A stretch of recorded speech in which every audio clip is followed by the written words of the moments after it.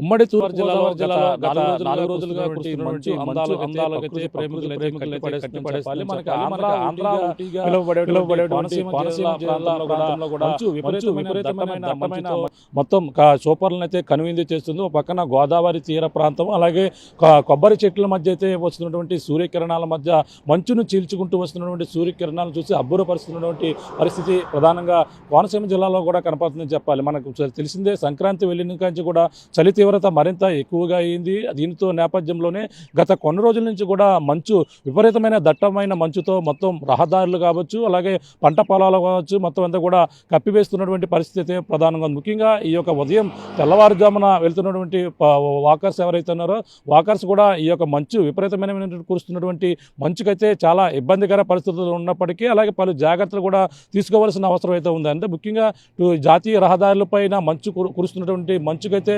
తెల్లవారుజాము నుంచి ఉదయం 8-9 అయినా సరే మంచు తగ్గకపోవడంతో, మంచు దుప్పటితో తగ్గకపోవడం నేపథ్యంలోనే ఉదయం కూడా లైట్లు వేసుకుని ప్రయాణాలు చేస్తున్నటువంటి పరిస్థితి గోదావరి జిల్లాలో కనపడుతుందని చెప్పాలి. ఎందుకంటే జాతీయ రహదారిపై ఈ యొక్క మంచు ప్రభావం ఎక్కువగా ఉన్న నేపథ్యంలోనే ఎక్కువగా ప్రమాదాలు కూడా అవే అవకాశం ఉంది. ఈ నేపథ్యంలో వాహనదారులు పలు జాగ్రత్తలు తీసుకోవాలని అప్పటికే అధికారులు అయితే హెచ్చరికలు అయితే జారీ చేస్తున్నారు.